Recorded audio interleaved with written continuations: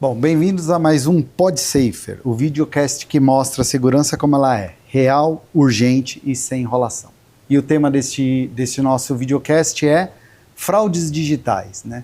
Já que a gente tem percebido um grande crescimento no número de fraudes, além da sua sofisticação, através do uso de deepfakes, inteligência artificial, inclusive apoiando muito na questão de engenharia social. E para falar com a gente sobre esse tema, a gente convidou aqui dois especialistas no assunto, né? Bem-vindo, Leandro, Paulo. Obrigado. Antes de pedir as apresentações, deixa eu trazer alguns dados aqui para contextualizar um pouco. Em janeiro de 25, o Brasil registrou 1,24 milhão de tentativas de fraudes, média de uma fraude a cada 2,2 segundos, isso em janeiro desse ano. Aumento de 41,6% sobre janeiro de 24. Em 24, o volume evitado de fraudes, segundo uma empresa especializada no tema, foi de algo próximo a 52 bilhões de reais em prejuízo, né? E isso olhando vários canais, né? Como cartões, Pix, boleto e por aí vai, né? Aqui tem outros números interessantes. Mais de 50% dos brasileiros foram vítimas em 24, né? De fraudes, com 54% destes admitindo alguma perda financeira. Bom, considerando isso, né, deixa eu pedir a apresentação aqui primeiro do Leandro. Leandro, vai lá, se apresenta pra gente. Obrigado, boa tarde. Meu nome é Leandro Roosevelt, sou da área de cibersegurança há mais ou menos 25 anos, neurodivergente, TDAH adulto, pai orgulhoso de uma filha de 13 anos, que eu espero que ela continue com esses 13 por muito tempo. E também sou voluntário da Make-A-Wish Brasil. Legal. E o Paulo? Paulo, vamos lá. Obrigado, gente. Obrigado pelo convite. Éder, Leandro. Paulo Conduta, CISO do Oribank, né? Tenho uma atuação no mercado de aproximadamente 27 anos. E além da liderança da parte de segurança dentro do Oribank, também cuido da parte de cibersegurança da BBC, e sou um membro também do GT de segurança do Pix e do Open Finance do Bacen. Então, totalmente aqui linkado com todas as preocupações. Que você é só especialistas aqui. É uma preocupação hoje, latente isso dentro das discussões que a gente tem dentro do Pix, também do Open Finance. Muito bom, especialista. Então vamos lá. Falando um pouquinho ainda aqui sobre o tema, né? E aí já trazendo aqui uma pergunta, eu vou começar com o Leandro aqui. Como é que você analisa, Leandro, hoje a disparada no número de fraudes no Brasil? Hoje, quando a gente pensa em fraude, ela está cada vez mais ampla, mas você pega aí dados de ClearSale ou do Banco assim, Central, tem muita coisa ainda muito fundamentada em engenharia social. Hoje, acho que essa parte de fraude em engenharia social ela acaba sendo o maior vertente e o maior calcanhar de Aquiles que a gente pode ter quando a gente fala de cibersegurança. Acho um ponto que vale também colocar, né? Existem alguns estudos que falam que se a gente empregar um processo de educação muito bem estruturado, onde a gente comunica com o usuário final como ele se protege, acaba diminuindo em 70% esse número de fraudes. E aí, quer dizer, faz com que nós, do sistema financeiro, temos que nos preocupar mais com os 30% restantes, porque ali tem algumas fraudes mais específicas e mais direcionadas, né? Mas, indo no contexto ali de números, tem um ponto que vale a gente também adicionar. A fraude hoje é um negócio. E é um negócio que ele é instrumentado por quem? Pelo crime organizado. Então, quando a gente vê esse aumento do volume de fraudes e também, em consequente, redução do número de crimes à pessoa e crimes contra o patrimônio, acaba linkando justamente essa migração do crime, aonde ele está saindo do crime físico e indo para o crime digital. Porque é muito mais seguro para o bandido estar ali atrás de um computador, né, do que ele estar ali enfrentando a polícia diretamente, ou um carro forte, ou banco. Claro que esse mercado nunca vai morrer, né? Essa questão do mercado, infelizmente, né? Infelizmente a gente vê hoje o crime como um mercado. Então, mas infelizmente não vai conseguir, não vai não existir o crime, tá? mas a gente vê cada vez mais essa migração. Tá. E não só nós, né? Nós como banco, nós como a BBC, nós como Banco Central e até mesmo a polícia, né? As entidades públicas têm ali essa visão de que o crime está se digitalizando, assim como o próprio mercado financeiro. Provavelmente decorrência de uma situação que é a bancarização, né? Quer dizer, a gente vinha de um histórico onde a gente tinha uma grande parcela da população desbancarizada. Perfeito. E agora a gente fez um trabalho nesses últimos anos para trazer essa população toda para o sistema financeiro, né? Através das instituições financeiras né? E aí essas pessoas talvez elas chegaram começaram a fazer parte dessa nova realidade sem a capacitação adequada, né? Quer dizer, virou um terreno fértil ali para o crime, né? E é muito fácil hoje, porque você imagina o seguinte, você tem a sua conta bancária que está direcionada no seu celular, né? O seu celular, ele é um cofre. E esse acesso exacerbado que muitas vezes o celular tem, possibilita o criminoso direcionar o ataque para quem?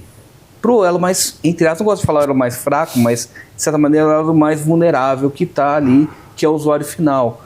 Então, quer dizer, eu estou atacando um dispositivo ali que pode ter uma fragilidade ou até mesmo uma possibilidade ali de uma engenharia social, como você mesmo colocou, e dentro dessa fragilidade eu consigo ter acesso total à conta do usuário.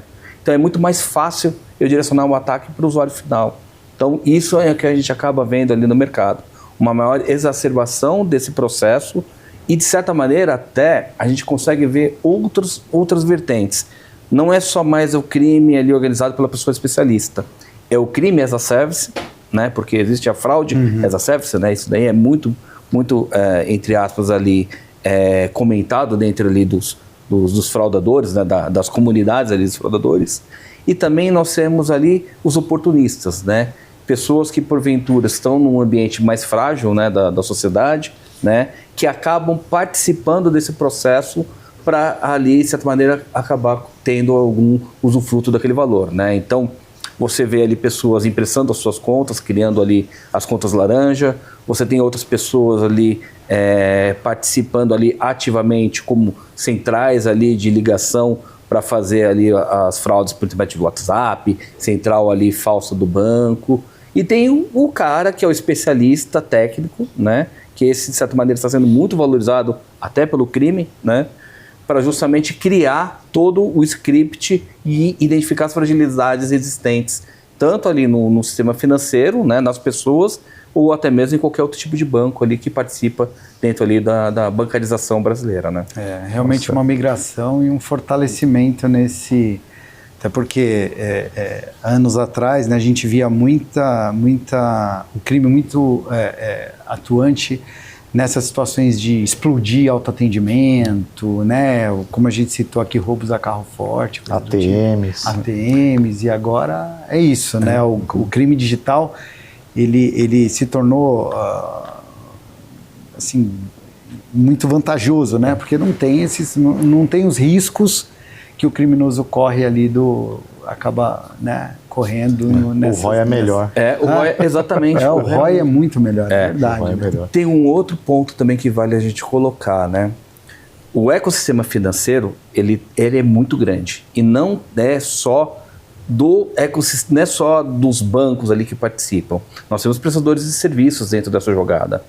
E dentro dessa prestação de serviço, acaba acontecendo, porventura, um atendente de um call center que tem necessariamente um alto privilégio de acesso, sendo ali aliciado pelo crime para possibilitar, por exemplo, a ele ser uma ponta ali de entrada para dentro da agência ou do banco ali a qual está sendo o alvo. Então, ativamente a gente tem alguns CTIs ali que fazem esse tipo de alertas e nós temos casos ali que a gente acaba discutindo dentro ali da Comissão de Cibersegurança da BBC, que trazem ali justamente essa maior preocupação de pessoas que estão sendo ali aliciadas, né, para ou introduzir um equipamento, como eu estava discutindo recentemente com o Eric da Polícia Federal, que coordena ali a parte de cibersegurança da Polícia Federal, E pessoas estão sendo ali aliciadas para colocar o quê? Aqueles famosos... esqueci o nome daqueles access points. Não é o UbiKit, é é um equipamento tecnológico. Um equipamento simples, tá?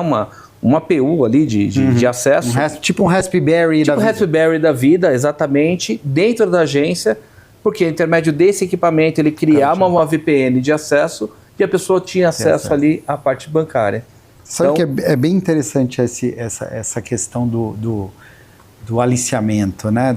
Eu tenho até um caso prático aqui, vou contar ele rapidinho, porque isso não é uma novidade, né? Eu comecei a minha jornada em segurança física, né? Uhum. Então eu comecei lá no mundo de autoatendimentos, ATMs e por aí e por aí vai, né? E eu trabalhava em uma empresa que prestava serviços.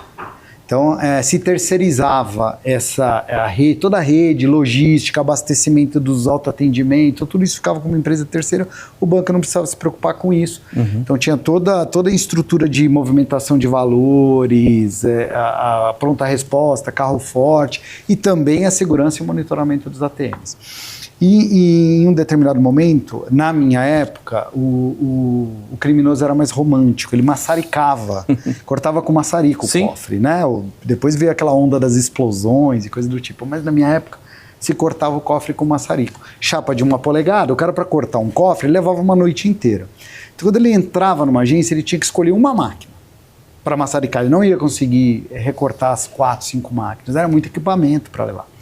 Então ele escolhia uma máquina e recortava uma máquina. E ali era o resultado daquele, né? O dinheiro que ele encontrasse dentro daquela máquina seria o dinheiro que ele conseguiria levar. E a gente começou a perceber que tinha um grupo de criminosos que sempre acertava a máquina com o maior numerário. Né? Porque as máquinas estão ali, os clientes estão entrando na agência durante o dia, estão fazendo saques, né? Então as máquinas ficam ali desbalanceadas, tem máquinas que ficam com numerário menor, outras com numerário maior. E a gente começou a perceber que os caras começaram a acertar sempre a máquina com o maior numerário. E a gente, isso trouxe, né, ficamos intrigados com isso, né, com essa situação, e a gente começou a pesquisar. E a gente descobriu que dentro da empresa existe uma central de monitoramento que verificava o quanto cada máquina tinha de valor, porque era essa central que acionava a equipe de transporte de valores para fazer os abastecimentos. Então a gente ia monitorando, não podia ter indisponibilidade. Uhum. Então a gente monitorava os cassetes e aí esse time ele acionava, olha, a terceira máquina da agência da rua X está com numerário baixo e precisa reabastecer. E aí a gente começou a acompanhar esse time. E aí vem a surpresa, a gente descobriu que o crime tinha aliciado uma pessoa da central. E essa pessoa, o pessoal combinava qual era a sala que ia sofrer o ataque, e essa pessoa passava, olha, vá na 4ª máquina, vá na 3ª máquina, porque tinha que escolher uma máquina. Então, já é uma história, essa história de ter a pessoa, né, aliciada, e eu também tenho casos, não vou contar, mas call center e por aí vai, né? A gente sabe que essa história, essa estratégia, já é uma estratégia comum, né, do crime, aliciar pessoas que estão ali dentro da infraestrutura para fazer esse tipo de coisa, né? E aí a indústria veio se preparando, veio monitorando, veio criando estratégias para inclusive acompanhar o time interno, né, para ver como... O CTI é muito importante por causa disso, né? Para você justamente identificar movimentações que porventura possam afetar a sua instituição e tomar alguma ação previamente, né? A gente tem, claro, todo aquele processo de identificação, de conhecer seu cliente, conhecer seu fornecedor, conhecer seu funcionário, para a gente poder ali angariar o quê? Mitigar risco, tá? Só que toda essa mitigação de risco, realmente, mesmo assim, não é suficiente. A gente tem que trabalhar com inteligência. E trabalhando com inteligência, com dados ali que a gente possa ter, desses grupos, né, de criminosos e outras informações que porventura são muito importantes para a gente fazer nossa defesa ali profundamente. É isso aí. Eu acho que hoje o negócio está muito pautado em cima de processo, né, dos dois lados. Eles estão super organizados no crime, de saber não só essa parte do aliciamento, mas eu tenho ouvido falar muito da parte do pessoal perguntar e entender como funcionam os sistemas. Cara, como é que é a troca de cartucho? Como é que é o processo de bilhetagem para a parte de cartões? Como é que... Aí o cara, entendendo como o processo funciona, teoricamente fica mais simples dele pensar, poxa, acho que aqui tem um ponto falho que eu consigo explorar melhor, que não é o aliciamento, mas sim um processo. Mas é isso que os grupos estão fazendo também. Eles identificam exatamente todo o modus operandi do seu aplicativo bancário, daquela instituição, e com base nessa identificação eles começam a fazer os testes. Faz ali os testes para poder colocar, faz teste funcional, teste de cyber, teste de fraude, todos eles aí muito bem estruturados. Identificando uma determinada falha, ele pega essa falha, vende para todo o grupo deles e coordenam ali em conjunto um ataque direcionado para aquela instituição. Então, muitas vezes acontece também desse tipo de inteligência do crime, justamente direcionado para os aplicativos bancários. Você vê o que está acontecendo, é que o criminoso, ele é um criminoso agora, ele tem uma característica diferente, né? Essa especialização técnica, né? Exato. Então, eu vou até contar um outro cenário, uma outra situação que eu vi semana passada, né?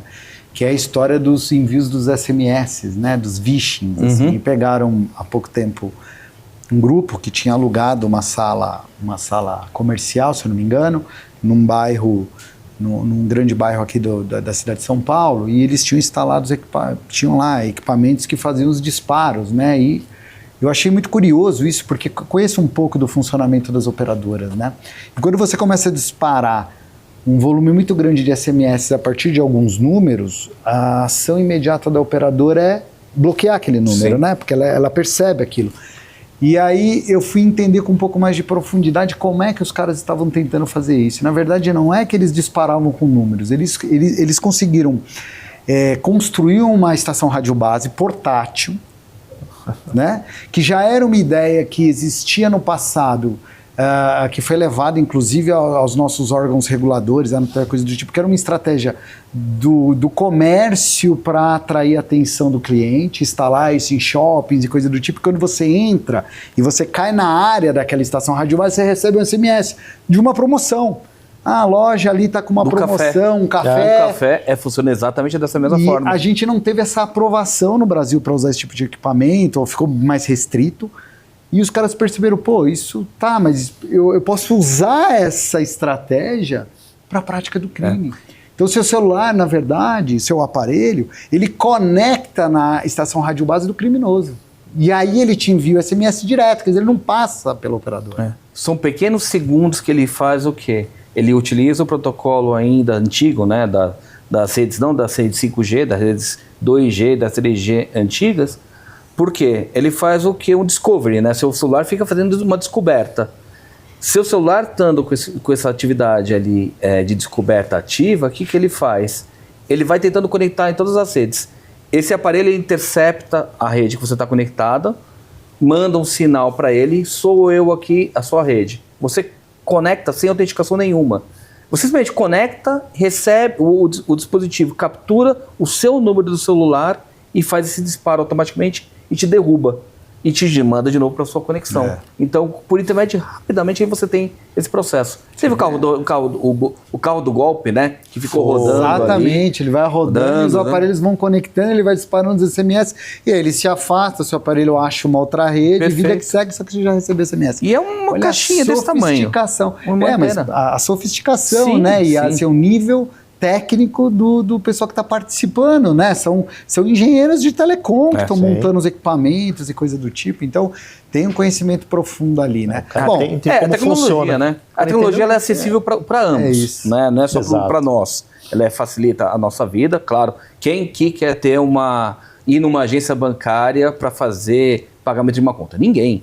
Tá? Ela facilitou todas as nossas vidas, a nossa vida. Mas, ao mesmo tempo, o bandido, como uma oportunidade, também vai querer usufruir dessa facilidade para praticar dos crimes. Aí entra o que a gente falou, né? A inocência do cliente, né? Em algumas situações, falta de capacitação ainda no uso da tecnologia, aliado a essa estratégia de ter criminosos com conhecimento, né, que estão correndo atrás do conhecimento. Então, tudo isso cria um ambiente propício para esse crescimento, né? E o que a gente percebe é que as instituições financeiras, elas têm trazido tecnologia, investido em ferramentas para tentar reduzir isso aí, biometria facial, né, biometria por voz e outras, né? O fato é que a gente também começa a perceber que o criminoso ele acaba também olhando para a tecnologia e se sofisticando, né? E aí a gente já tem situações, por exemplo, como inteligência artificial, deepfake, coisa do tipo, fazendo parte do ferramental dos criminosos, né?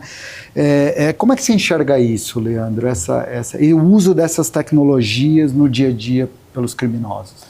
Eu acho que hoje, quando a gente fala dessa parte de crime, hoje tem a parte da sofisticação, quando a gente vê o pessoal utilizando sintetizadores ou IAs que reproduzem o timbre, é que eu não vou saber a nomenclatura de som, né, os hertz de cada um, né, a onda, e repete isso e consegue replicar isso, né? Então, ou seja, a parte de biometria vocal é uma coisa que fica bastante afetada quando você vê isso. Biometria facial, embora tenha muitas certificações para verificar se não é uma máscara, maquiagem, fundo, reflexão, etc.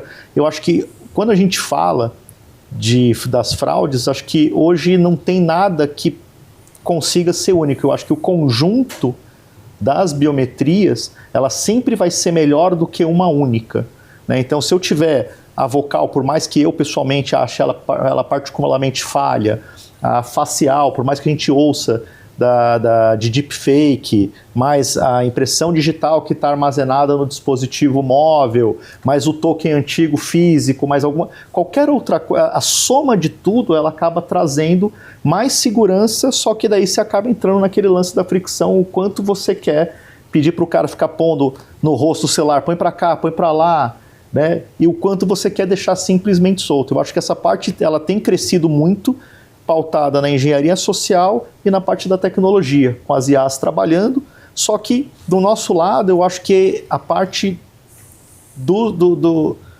dos clientes ela é pouco explorada quando a gente fala de abrangência de soluções. Acho que às vezes algumas instituições acabam focando muito em meia dúzia de coisas e às vezes sem ter um ciclo contínuo de gerência e governança daquilo para poder realmente ter mais coisa. Não é só a biometria facial, não é só a vocal, não é só o fingerprint, ou o dispositivo, ou o Samsung Knox, ou o iPhone não sei das quantas. Acho que tudo é uma soma que vai causar, sim, um pouco mais de fricção, de estresse no uso, mas acaba também trazendo, né, se você conseguir deixar ela bem configurada, ela fica bem fluida. O que a gente acaba vendo muito é o que a gente via nos filmes passados ali do Missão Impossível, né? Que era o Tom Cruise botando uma máscara, se passando por outra pessoa para fazer o processo. E hoje, infelizmente, né, a gente acaba vendo essas máscaras tão realistas que se a instituição utiliza uma análise de biometria que não é uma biometria 3D, por exemplo, que tem análise de profundidade, iluminação, olhos, uma série de outras questões, acaba sendo uma autenticação falha do processo, porque ele acaba, de certa maneira, aceitando aquela única autenticação, né, que a gente viu com imagens de alta reprodução, máscaras ali realistas, pessoas se passando por outras e fazendo abertura de conta, fazendo empréstimos, fazendo ali autenticação, tudo por um processo que, teoricamente, a instituição achava que era segura, tá? Eu acho que o Leandro colocou um ponto que é muito importante. A gente nunca pode achar que o único fator é preponderante para proteger nosso ambiente. É uma conjunção de fatores, né? Você traz ali uma autenticação biométrica 3D, é um ponto que faz uma série de, se eu não me engano, 4.000 pontos que eles fazem de análise, legal, mas você traz ali um outro processo de reconhecimento ali do comportamento do usuário para justamente direcionar outros fatores adicionais, caso aquele comportamento daquele usuário mude por algum outro fator que é identificado pelo dispositivo. Acho uma questão de tokenização do dispositivo um ponto importante também que você pode utilizar. A biometria tradicional também é algo que a gente pode também embarcar, tá? E aí, fazendo uma salada ali dentro do processo, claro, não sendo ali, criando uma fricção para o usuário, né? Porque você não vai pedir uma biometria adicional para o cara que vai fazer um pagamento de R$100. Não.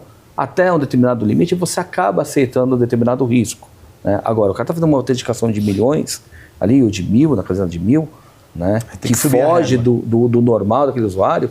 Claro, vamos fazer o cara não vai se recusar a fazer um Face ou alguma coisa adicional, porque ali é aquele que a gente coloca muito, prega isso muito lá no banco, né? A gente vende confiança, né? Se o cliente final não tiver confiança na instituição financeira, ele vai para o banco do lado. Hoje é muito fácil você abrir uma conta no banco vizinho, tá? Que vai te oferecer, teoricamente, os mesmos serviços. Então não tem por que ele ficar numa instituição que ele não confia. Ele vai para uma outra instituição que está dando para ele uma segurança a mais ali no seu acesso, na identificação e tudo aquilo que é possível. É um bom ponto isso daí. Eu vejo poucas instituições cobrando, não só dos fabricantes, o roadmap, porque uma coisa é você ter um fabricante de uma tecnologia, sei lá, só facial, ou só vocal, ou só isso. Tá, mas o que ela está se planejando para o futuro, né? Porque nenhuma é 100%. Todas elas vão ter um ponto de falha, maior ou menor. Então, o quanto que eu vejo, eu não vejo, às vezes, alguém perguntando, né, para mim que hoje trabalho na VU, que é a parte de identidade digital, qual que é o roadmap de vocês? O que vocês estão pensando para daqui 3 anos, para o futuro? O que vocês estão enxergando? Eu não vejo, é muito difícil ver alguém... É uma corrida, né? Uma corrida ali contínua. Exato, é um ciclo contínuo. Você tem que estar da evolução, né? E estar à frente Exato, porque do criminoso, nenhum fabricante vai ter todas as respostas, mas você vendo quem você está colocando para dentro de casa, para onde ele está pensando, eu acho que é um super indicador que eu vejo poucas pessoas se preocuparem com isso. Né? Simplesmente, isso aqui está no Gartner, beleza. Não pode ser uma análise puramente simples. Estamos mudando muito. Eu vou até trazer 2 até para complementar essa. Deixa eu colocar isso que acho que complementa muito o que vocês falaram. Primeiro eu vi uma pesquisa que sinalizava que já existe uma parcela interessante dos clientes que consideram o fator segurança no processo de decisão sobre qual instituição financeira ele vai ali se relacionar. Então, segurança já é um tema importante para uma parcela, né? E eu também vi um use case, um cenário, que eu achei muito interessante também, onde a estratégia era ter essa composição de tecnologias para elevar a segurança, tecnologias, inclusive, que davam a opção ao cliente, e essa opção acontecia, do cliente voltar para o token físico. Então, assim, qual era a estratégia da instituição financeira? Era exatamente como o Paulo comentou. Então, para aquelas transações mais corriqueiras, que eu sei que ele faz, que eu já aprendi com ele, que eu já entendi o comportamento dele, tá lá a biometria facial, ou a biometria do próprio aparelho, DNA do aparelho, localização e essas coisas que tem uma fricção menor. Mas aí quando ele entra numa transação que foge completamente do perfil, aí eu peço para ele o token físico. E aí o pessoal achou, mas isso pode ser um fator que pode impactar ali a experiência, e não. O cliente enxergava com bons olhos essa decisão, porque essa transação eu não faço frequentemente. Então, eu realmente espero que quando eu fizer, e seja um valor tão relevante, assim, que ele exija alguma outra informação, que seja uma informação que só eu vou ter, né? Porque aí se o cara roubar o celular dele na Avenida Paulista, não levou o token dele, né? O token dele está guardado, então... Achei interessante esses 2 cenários. Isso é bem bacana, porque quando você fala que hoje em dia o pessoal está muito tendo péssimo. Quando o pessoal tem 2 telefones, tem o telefone dos bancos que deixa em casa. Então, ou seja, você e o banquinho do dia a dia, né? Aquele que fica pouco, que eu levo comigo, e o do investimento. Quer dizer, então, quando você fala do token físico, isso resolve muito. Você pode ter tudo num único aparelho e aquelas coisas que você ia esperar para voltar para casa, para poder fazer aquele pagamento ou transferência, você está lá no token físico. Então não é um grande problema. E eu vejo com excelentes olhos. Parece que está voltando. A gente veio discutindo acabar com o token físico e agora... Eu acho um ponto que vale colocar nesse sentido, né? Um ambiente que a gente vem praticando bastante ali dentro da associação e as discussões que a gente tem ali dentro do GSEG, elas vão muito na linha do quê? Identificar ali, claro, os golpes que estão ocorrendo e criar ali os guarda-reios para justamente esses golpes não serem praticados, né?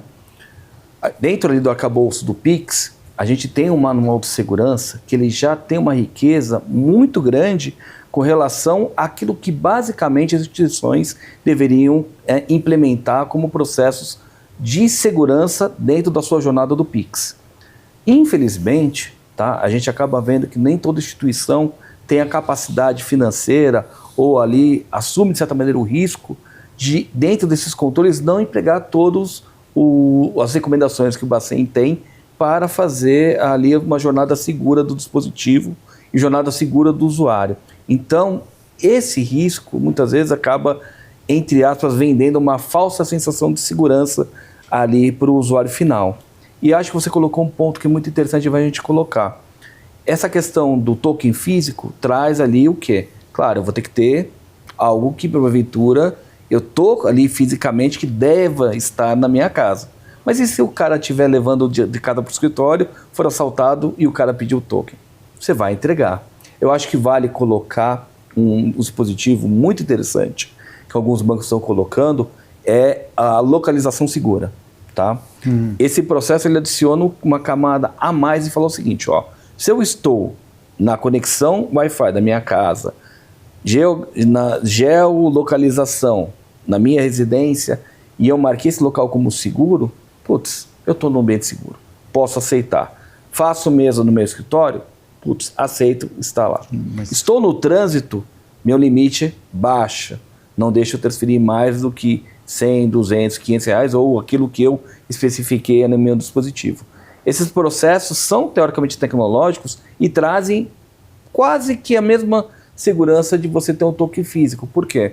Te dão ali uma questão geográfica de limitação que vai justamente proteger o seu processo de jornada de acesso. E a gente ali dentro do GSEG, a gente acaba vendo essa prática com bons olhos e até podendo estudar, colocar isso como mais um nível de segurança que vai ficar no manual para ser aplicado para o mercado. Então, a gente está ali antenado, tem algumas discussões, a gente participa de alguns fóruns, não só fóruns técnicos dos fornecedores, mas também do outro lado, né, do fórum das entidades de segurança pública, tudo, para identificar como os fraudadores estão executando ali os crimes, para justamente a gente ter ali essa junção ali de controles para blindar, né, ou blindar nunca é possível, mas mitigar, né, os eventos ali que possam acontecer num roubo, num assalto ou numa fraude executada. Até uma dúvida minha, né?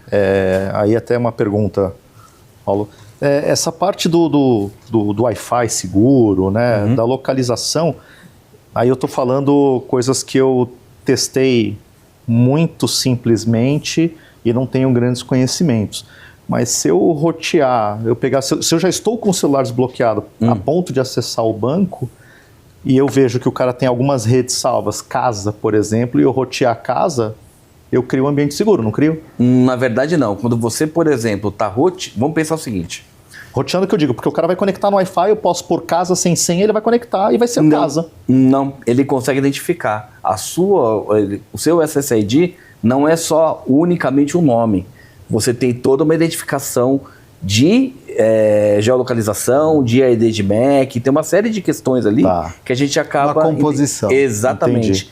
Porque eu testei de um banco que eu não vou citar o nome perfeito. E passou tranquilo. Exatamente. Seguiu ali a recomendação. Passou tranquilo. Um outro ponto que acaba muitas vezes as pessoas acabam se perguntando, mas se o meu celular estiver roteado, ele também vai ter o mesmo nível de acesso? Pelo contrário.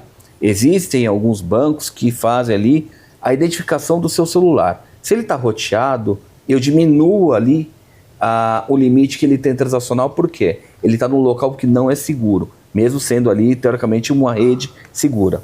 Outro ponto que vale muito reforçar. Não, roteado quer dizer um outro celular se passando por casa e eu conectei no casa, então... Entendi. E aí eu sei lá, eu uso... virou um AP, o outro celular virou então, um AP, exemplo, você simulou o AP da sua casa. Aí você vê, por exemplo, o GovBR, se eu estou com a parte de localização ou de modo de desenvolvedor habilitado, ele nem permite que eu entre. Sim.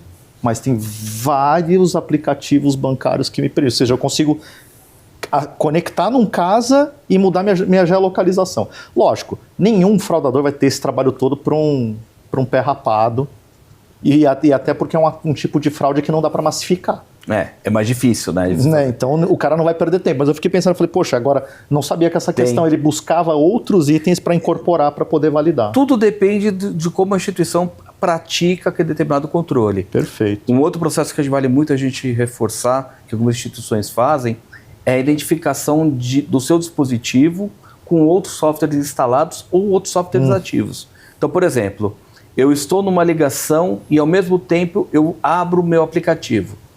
Eu já percebi isso. O aplicativo não já deixa é um comportamento você frequente. está uma ligação, você Ele para tudo. Não, ele para tudo. Ele pergunta, ele não né? deixa. Tem algumas pode vezes jogar, que pergunta se você confia. Os que eu vi, ele já bloqueou tudo, já não consigo mais voltar Ele pode bloquear ou pode falar, você tem certeza que assume o risco de seguir? Isso. Por quê? Não é normal você estar numa ligação e ao mesmo tempo você fazer a abertura do seu aplicativo bancário. E muitas vezes os fraudadores... Às vezes eu tô com a esposa eu transferência. Então... Não, casos e casos. Mas aí é aquela identificação. Mas é mais um controle, né? É um controle. Mas eu acho que super o que a gente está válido. discutindo aqui é que assim, é aquela não soma existe dos itens. não existe o silver bullet ali, a bala de prata por problema. É uma composição de controles e tecnologias que vão levar a instituição a atingir um nível satisfatório de segurança, né? É o caso, aqui a gente ia até entrar nessa questão do deepfake né? E essas questões de inteligência artificial para apoiar o crime. Mas já ficou claro aqui que como é que a gente vai tratar esse tema? Colocando controles e uma composição de tecnologias. Não é uma tecnologia A ou B que vai ser a tecnologia que vai realmente blindar aquela instituição, que vai elevar... É entender comportamentos, situações, trazer algumas tecnologias e colocar elas para trabalharem todas juntas ali. Exato. E aí você vai construindo os cenários, né? Aquela coisa, estou em casa, agora... eu tenho certeza que é seu SSID, que você está na geolocalização, que estou te conhecendo pela transação, baixei a guarda. Agora, você saiu da localização que normalmente você frequenta. Num horário que... Cara, não é um horário que você normalmente faz transações, né? Numa rede que eu desconheço. Cara, eu vou subir a régua e aí posso criar ali uma frição ou outra, mas é regra do jogo, não tem jeito, né? Exato. Vou ter que buscar ali Então, fica claro que é a composição de tecnologias e uma estratégia bem estruturada que vai realmente garantir a segurança do cliente. É engraçado, essa parte da fricção depende muito de cada... segmento, né? Você pega, por exemplo, a parte de saúde, para pensar você tem que ter o facial. Tudo. O cara não está preocupado com a fricção. Imagina. Ele está preocupado em sanar o tanto de fraude de reembolso que ele tem. Mas aí também o timing é um pouco diferente. Quando você está falando de transação financeira, às vezes o cara precisa daquela transação. Não, sim. Quando você está falando, por exemplo, um pedido de reembolso clínico, o cara tem uma janela de tempo um pouco maior, não é uma coisa mais... Então ele pode ter etapas, né? Mas um agendamento, né? Eu estava conversando com uma amiga em comum nossa, com a Juliana Moreira, e ela falou assim, poxa, eu não consigo deixar os gêmeos com a minha mãe, porque eu tenho que instalar o aplicativo do plano de saúde com ela tem que estar lá, ela tem que gerar o QR Code e não sei o quê, e vou estar eu viajando com o marido. Como é que eu faço essa gestão, né? Com a avó, como é que a avó vai lá e acompanha as crianças no agendamento? Não consegue. E tem um outro fator que eu vou acrescentar aqui, já que a gente entrou no campo saúde, só para... Com a instituição financeira, você tem uma condição muito mais favorável para trocar de instituição. Aquilo que o Paulo comentou, né? Eu vou criando concordo fricção, 100%. eu vou para o banco B. Como é que você troca a operadora de plano de saúde? Mas quer dizer, você vai ficar sujeito às regras. Você está sujeito, concordo. Tem algumas coisas que a gente volta lá pro básico. Nesse mesmo sentido, para justamente não ter essa fricção ali de, por exemplo, tá minha filha numa emergência médica, algumas coisas, eu ainda adoto a velha carteirinha. Justo. Eu tô com a velha carteirinha lá, que vai passar na consulta para validar e não vai ter que fazer um aplicativo, reconhecimento facial, tudo para fazer aquele processo. Porque imagina, você colocou, tudo bem, quando a gente está numa agenda que a gente consegue ter previsibilidade, tudo bem, a gente tem calma para fazer. Sim. Numa emergência, Exato. será que a gente vai ter essa mesma calma? Vai ser bem difícil. Então, minha esposa... Boa ideia isso da carteirinha física. Eu não recebo mais a carteirinha física, não custa nada eu pedir. Eu quero a carteirinha física, Bem justamente pensado. para facilitar. Boa. Quando tiver... Por exemplo, você falou, tá com a sua sogra, tá com a avó. Você não vai ter o aplicativo. Exato. Como que eu vou fazer? Pô, a carteirinha tá lá, física. Facilita esse processo. Então, até você, a sua sogra ligar para sua esposa, para falar, olha, eu preciso que você faça o processo de autenticação. Aí não, faz direto por lá. É uma das formas. Perfeito. Boa, legal.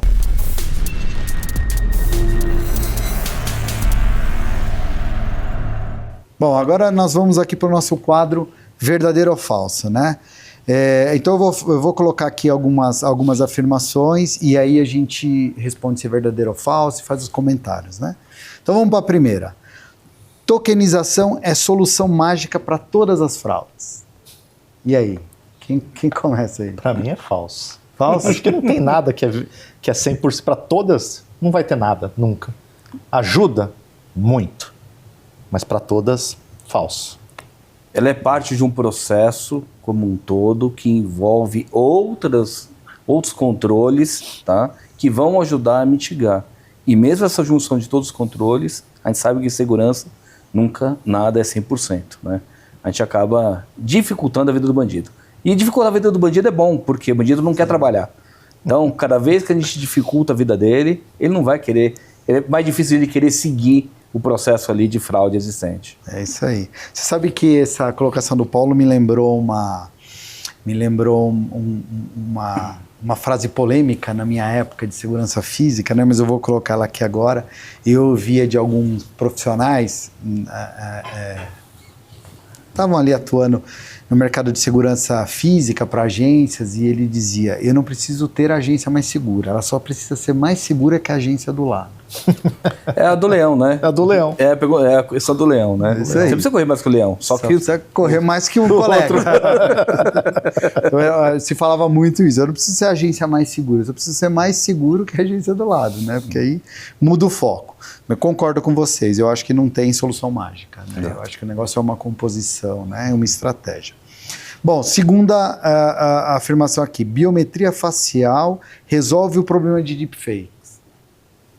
Eu acho que é falso. Hoje, quando a gente fala de biometria facial, você tem muitos sabores, né? Desde aquelas que são certificadas por entidades que verificam os seus algoritmos, que verifica maquiagem, profundidade, quantos pontos, luz, profundidade, tudo isso, até aquelas que são mais simples, que faz o 2D e tá tudo certo e passou. Eu acho que ela não resolve o problema da deepfake, ela ajuda bastante a mitigar, mas novamente eu acho que ela vem alinhado com o item 1. Ela é parte, né, como você falou, Paulo, de um complemento que pode ajudar para as questões do deepfake, mas eu acho que também é falso. A tecnologia 3D ela tem ali uma riqueza de análises, né? Mas ela somente não é suficiente para poder fazer todo o processo de segurança corretamente, né? Sozinho. Tem outras fases ali adicionais. Como a gente já falou aqui, né? Já de tantas outras... Sim. É a composição, né? a composição. Uma composição que vai ali deixar a instituição mais segura ou menos segura. Então, Perfeito. E processos, e estratégia, Claro. né, inclusive, né? Inclusive, está muito conectada à terceira sentença aqui, ó. Quanto mais camadas de segurança, mais seguro está o consumidor. Verdadeiro. Legal. Desde que a gente também não trave todo o ambiente, né? A gente pode querer, como você colocou, querer ter o mais seguro do mundo, é desconectar da tomada, deixar num cofre que ninguém tenha a chave. Não é isso. É prover para o usuário, né, uma questão não só de um ambiente que ele confie, né, de uma experiência que ele aceite, né, como você colocou, né? Eu posso aceitar não ter uma autenticação por fator para até R$100, ok, mas eu vou querer uma autenticação forte quando for fazer mais alguns milhares ou milhões ali numa transação. Então, tudo é uma questão de acordo que você tem que ter com o seu usuário final. É o balanço do comodismo com a segurança, né? Exato. Não pode ser muito cômodo, mas também não pode ser extremamente seguro. É sempre aquela situação ali do equilíbrio, né? Se eu colocar ali muita frição, provavelmente eu vou ter problema com a satisfação do meu consumidor, mas se eu deixar as coisas muito soltas, eu também estou correndo o risco ali de né, sofrer as fraudes e impactar. Todo mundo aceita, tá? No aeroporto tem um detector de metais. Sim. Né? Faz parte do cotidiano. Faz parte hoje de uma rotina. A gente sabe por um propósito maior, que é a sua segurança em voo. Né? Então, quer dizer, a gente acaba aceitando essa fricção para um bem maior, né? Coletivo e até da sua própria vida. Então, nesse sentido também acho que é tudo um acordo que existe entre todas as partes. Entre as partes, muito Bem bom. que você falou do começo, né? É cultura. A gente tendo a conscientização, o ensinamento e a cultura, você vai entendendo os motivos e absorvendo aquilo no seu cotidiano de uma maneira mais fácil. Exato. Essa aqui é bem polêmica, inclusive, eu vou colocá-la aqui. Empresas que ignoram normativas de segurança tendem a se recuperar ainda mais rápido. Falso, pelo amor de Deus. Bem falso. E tem um ponto adicional, né? Empresas preparadas, elas têm que estar preparadas não só para o evento ali, para proteger, mas o pós. Exato. Porque muitas vezes a gente fala assim, não, eu tenho Fire, eu tenho IDS, tenho não sei o que lá, não sei o que lá. Tá, aí quando você vai ver o backup dele para restaurar, ele demora 20 dias. Acabou. Se tiver um ataque de um ransomware, por exemplo, todas essas barreiras que porventura não são 100%, mas que foram transpostas por alguma falha, por alguma engenharia social ou outra Trabalho coisa. interno. Exato. Vai ficar 20 dias parado porque o processo de backup deles, que é uma coisa que lá do passado, ele demora 20 dias para recuperar o seu ambiente. Então, tem toda uma questão de que segurança não é só proteção, é processo. O Leandro colocou muito bem isso e falou, é processo. É um processo que você tem gradativamente. Você protege, você checa, você monitora, você acompanha, você testa e todo um ciclo ali necessário que toda empresa tem que ter. Sem dúvida. Avaliar todo o cenário. Agora eu vou colocar até uma minha, dando gancho para esse comentário do Paulo, né?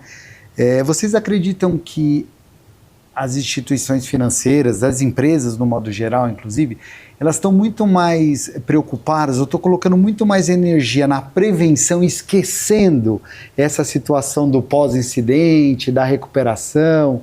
Vocês percebem isso também? Eu vou falar como fabricante, né, que é onde a minha carreira foi mais pautada. Eu não tenho vivência como cliente. Eu acredito que sim. Eu vejo muito mais o pessoal se preocupando em prevenir do que ter uns treinamentos de gestão de crise ou de realmente de um rollout. Né? Agora deu tudo errado, o que eu faço para voltar para o ar? Eu concordo e é uma preocupação que eu tenho, que eu reforço não só no segmento bancário, tá, mas em todo segmento que a gente conhece dos nossos amigos ali, que nós temos ali, que vamos trocando de figurinhas, né?